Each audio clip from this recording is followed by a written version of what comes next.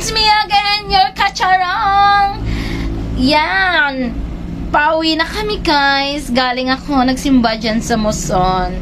Oh, hindi nyo na, it's Sunday today, so it's Simba time. Oh my gosh. Ang ganda ng lugar ng Muson. By the way, guys, bago pala kayo pupunta doon, 20 pesos lang yung pamasahe.